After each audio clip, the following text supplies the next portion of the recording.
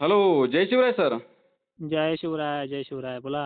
Sir, Pune, Satara, कल्याण या भागामध्ये जोरदार व मुसळधार पावसाला सुरुवात झालेली आहे तुम्ही सांगितल्याप्रमाणे. नक्कीच, नक्कीच. हो. पाहतोय तर मी. हां. तर सर हं. आता बऱ्याचशा शेतकऱ्यांच्या माध्यमातून असा प्रश्न येत आहे, की आपल्या इकडे पाऊस कधी राहणार? तसं तुम्ही सांगितलेलं आहे उद्याच तारीख, परंतु एकदा सविस्तर शेतकऱ्यांना अंदाज द्यावा सर. नक्कीच. आजची 21 आहे. दिवस मावळ तसे 5 वाजलेत. 5 वाजायलाही टाईम बाकी आहे. हो, बरोबर. आणि सध्याच्या पिरियडमध्ये पुणे शहरामध्ये सातारा, कल्याण, साताऱ्याच्या वरच्या वाई वगैरे जे काही भाग आहेत, कल्याण, हो, नगर, चिपळूण अशा अनेक भागांमध्ये मुसळधार पावसाला सुरुवात झालेली आहे बरोबर. आणि मेघगर्जनेसह झालेली आहे. हो, आणि विचार जर आपण केला आहे, तर मुंबईमध्ये सुद्धा अनेक ठिकाणी सरी सरी कोसळतात. मालेगाव, नाशिक क्षेत्रात काही ठिकाणी आभाळांची गर्दी पाहायला मिळते. हो, अमरावतीमध्येही उत्तर भागांना सुरू झाला आहे. चंद्रपूरच्या दक्षिण भागामध्ये जो हं, आपण अ, गोडपिंपरी भाग म्हणतोय, तिथे हो, पण बरोबर. मेघगर्जनेसह सुरू झाला आहे. हं, आणि नांदेडच्या सुद्धा देलगूर ते जो काही धर्माबाद परिसर आहे, याच्या हं, भागामध्ये सुरू झाला आहे. हो, म्हणजे ही सुरुवात आज चांगली झालेली आहे या भागामध्ये.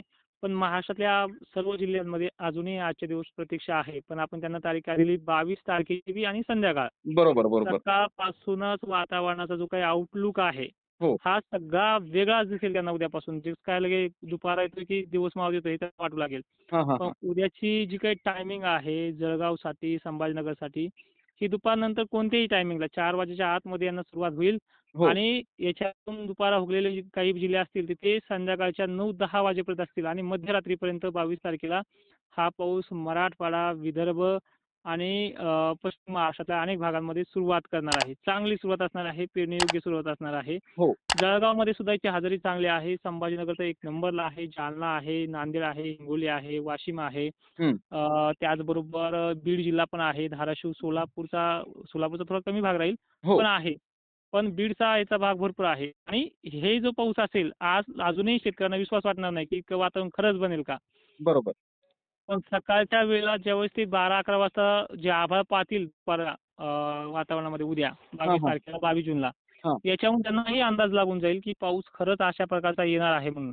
बरोबर. आणि 22 तारखेपासून सलग पुढचे 4-5 दिवस रोज याच प्रकारे पाऊस असणार आहे. जो 22ला आला त्याच्यापेक्षा दुप्पट 23ला असणार आहे. आणि ही परिस्थिती यांना विश्वास बसणार नाही, पण इतक्या खूप चांगल्या लेव्हलची असणार आहे. हं. आजचे दिवस करतील हे निगेटिव्ह कमेंट काही लोकं, कारण की त्यांना मागे सुद्धा वाटलं की यांना पाऊस वगैरे सांगितलेलं त्यांना समजलं नाही. 10% 20% आपण जे सांगतोय. हो, पण बरोबर. ह्यावेळेस जवळपास 40% ते 50% ची व्याप्ती म्हणजे 2 दिवसात महाराष्ट्र जवळपास कव्हरच होईल अशी त्याची परिस्थिती आहे. हो, बरोबर सर. आणि आपण तुम्हाला मागच्या रेकॉर्डिंगमध्ये सांगितलं की 2 दिवस त्याला पडू द्या. बरोबर आहे. 22ला आणि 23ला त्याला पडू द्या आणि मग पेरण्या करा. म्हणजे चांगली हातभर ओल खाली जाऊ द्या. 2.5 फूट, 2 फूट ओल जाऊ द्या. चांगलं भरीव त्याला होऊ द्या आणि मग पेरा. कारण बरोबर आहे. की पहिल्या दिवशी काय लगेच 100% 100च भाग घेणार नाही. नाही. पण महाराष्ट्राचा जेवढा काही भाग घेणार आहे उद्या, हो, हे तुम्हाला लक्षात येईल की जे तळमळीने सांगत होतो ही कल्पना घडली आहे. म्हणजे बरोबर. ह्यावेळेस मोकाच मिळणार नाहीये. बरोबर, या बरोबर. 22 पासून यांना मोकाच मिळणार नाही की नावं ठेवायला. इतकी जबरदस्त बॅटिंग ह्या 22 आहे. फक्त 22 तारीख जोपर्यंत तुमच्या मोबाईलवरती 23 तारीख दाखवत नाही तोपर्यंत शांत राहायचं. बरोबर, म्हणजे बरोबर आहे सर. 22च्या संध्याकाळच्या 12-1 वाजेपर्यंत शांत राहायचं आणि 23 तारखेला मला सकाळी मेसेज करायचे. या बरोबर आहे, बरोबर आहे. चॅनलच्या माध्यमातून. हो, एवढी जबरदस्त बॅटिंग याच्यामध्ये असणार आहे. बरोबर. मात्र सर एक माझा प्रश्न आहे. हं, आपल्याला 22 तारखेला पाऊस चांगला पाहायला मिळत आहे. हं. त्यानंतर 23ला सुद्धा चांगला पाहायला मिळत आहे. परंतु शेतकऱ्यांच्या माध्यमातून आपल्याला आता हे प्रश्न येत आहे, की पाऊस ब्रेक वगैरे घेणार का? मग मधातनी समजा 22 ते 2 जुलैच्या दरम्याननी ब्रेक घेण्याची शक्यता आहे का? खरं तर हाच मोठा शेतकऱ्यांच्या मनामध्ये पडलेला प्रश्न आहे.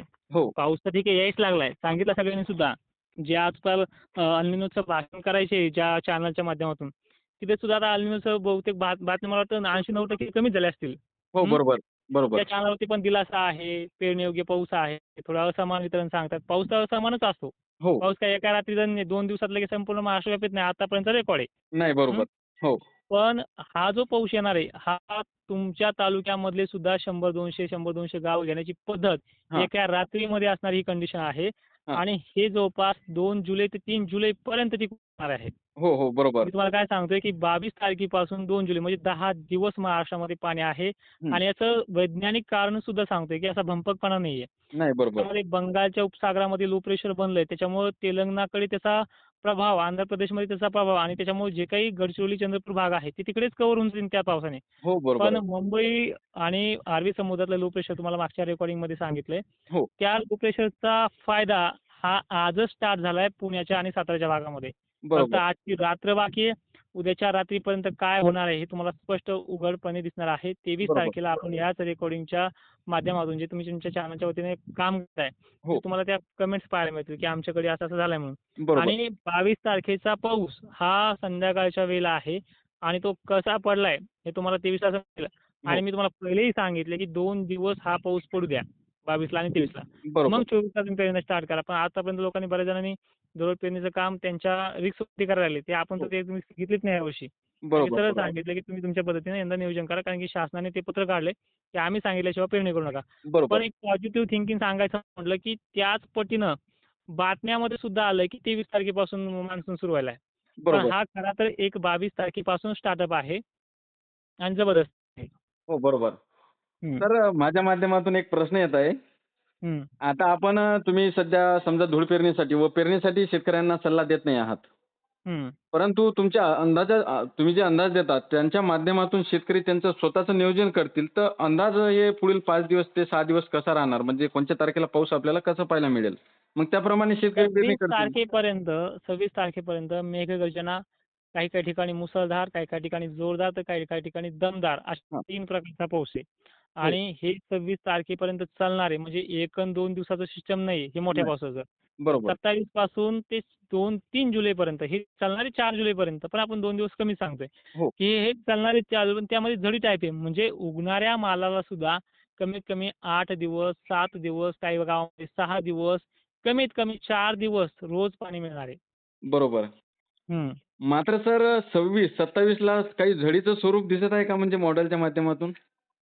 हो, आहे ना. 26-27ला झडीचं स्वरूप आहे. वातावरण 2 दिवस पडल्यामुळे शांत होणार आहे. वातावरण जे तापलेलं आहे, हे शांत हां, हां. होणार आहे. गरमीची लेव्हल पुढे चालून खालावणार आहे, कमी होणार आहे. हो. त्यामुळे पाण्याच्या थेंबाची जाडी जी आहे, ती 27 नंतर कमी होणार आहे. पण 26 पर्यंत पाण्याच्या थेंबाची जाडी जी आहे, ती ठोकरच राहणार आहे. जी बरोबर. तुम्हाला आज बातम्यामध्ये तुमचा व्हिडिओ अपलोड केव्हा होईल माहीत नाही मला. हं. पण तुम्हाला आज संध्याकाळी 8-9 वाजेपर्यंत पुण्यामध्ये मुसळधार पाऊस झालाय किंवा हो. साताऱ्यामध्ये झालाय किंवा कोकण किनारपट्टीमध्ये झालाय आणि त्याच्याही अलीकडे काही ठिकाणी झालाय. जो नांदेडची पण बातमी येऊ शकते, देलगुर वगैरे भागांची. हो. तर अशा परिसरातल्या पावसाच्या बातम्या आणि उद्या तर संध्याकाळपर्यंत जे काही होणार आहे, त्याच्या बातम्या तुम्ही पाहून थक्क व्हाल, की हे च्या विरोधातच काम चालू आहे की काय असं त्यांना वाटेल. त्यामुळे बरोबर. 22-23 2 दिवस त्याला चांगला पडू द्या हो. आणि 24 तारखेला तुमच्या हिशोबाने तुम्ही पेरणी करा. हो. मात्र सर एक आखरी प्रश्न आहे माझा आणि थोडक्यात प्रश्न राहणार. हं. मात्र जुलैचा अंदाज काय सांगतो सर आपल्याला? जुलैमध्ये आता दरवर्षी बघा अ, आता हा टप्पा झाला, की नंतर 5, 7, 10 दिवसाचा, काही ठिकाणी 12 दिवसाचा गॅप असतो. काही-काही ठिकाणी 20 दिवसाचा गॅप असतो. पण ह्या गॅपमध्ये सुद्धा ते उगलेले माल असतात पेरणी केल्यानंतर त्याला सापका-शिपका मिळतो. हो. एक आधार मिळत आहे आणि असंच परतीच्या पावसापर्यंत लुटत जाईल. हं, हं, हं. ऑगस्ट महिन्यातही मोठे पाऊस आहेत. सप्टेंबर महिन्यातही एक 15 दिवसासाठी परतीचा मोठा पाऊस आहे. पाण्याचा, पिण्याच्या पाण्याचा प्रश्न ह्यावर्षी मिटेल हो. आणि जे आपण बोलतोय, की दुष्काळाची भयंकर अशी तीव्रता नाहीये. पाणी 10% कमी आहे गेल्या वर्षी. बरोबर. गेल्या वर्षी वाढलेलाच होता जास्त. हो. त्याला काय त्याची काय गेल्या वर्षी झाली बरोबरी आपण 24ची करू शकत नाही, 23ची करू नाही, 21ची पण करू शकत नाही नाही. बरोबर आहे. कोरोनाच्या काळामध्ये जेवढा मुसळधार पाणी झालं ना, त्या सालाचं सुद्धा 25ची बरोबरी करत नाहीये. नाही बरोबर आहे गेल्या सर. वर्षीचं चित्र वेगळं होतं. तुम्ही ह्या मागच्या 10 सालाचा तुम्ही हिशोब जरी काढला, तर 25 हे जे साल राहिले गेल्या वर्षीचे, ते हो. टॉप लेव्हलला राहिलेले. त्याच्यासोबत बरोबर आहे. का बरोबरी करताय? पण नाही. ह्या वर्षीचा जो पॅटर्न आहे, तो खूप चांगला आहे. तुम्हाला पुढे चालून कळून जाईल. हो, नक्कीच सर. तुम्ही शेतकऱ्यांना एक महत्त्वपूर्ण आणि डिटेलमध्ये माहिती दिल्याबद्दल धन्यवाद सर. नक्की.